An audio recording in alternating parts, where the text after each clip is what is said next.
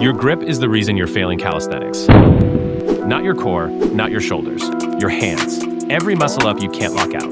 Every flag you can't hold. Every bar movement where you slip, shake, or bail. That's a grip problem. And here's the thing nobody tells you. Ancient martial artists knew how to fix this centuries before your gym even existed. Today, I'm giving you that exact conditioning routine. Old school, brutal, effective. If you're serious about calisthenics, this changes everything. Let's go. What is hand conditioning and why does it matter? Hand conditioning is training the muscles, tendons, ligaments, and skin of your hands and forearms to handle extreme force and friction. In calisthenics, you are the equipment. Your hands connect you to every bar, every ring, every surface.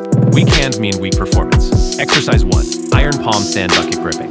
This is the OG hand strengthener. No fancy equipment, just a bucket filled with sand, rice, or even small pebbles. You plunge your hand in, grip, twist, pull, repeat. This builds crushing grip strength and conditions the tendons deep inside your hand, the ones that actually hold your body weight on the bar. 3 sets, 20 plunges per hand.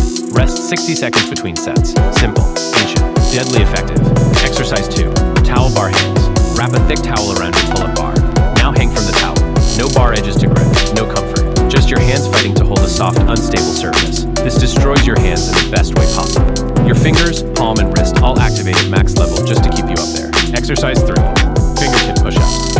Straight from traditional martial arts dojo training.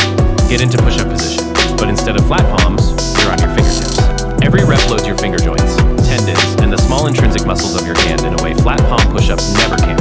Exercise 4, dead hang rotations. Hang from a bar, full dead hang, arms straight, shoulders packed.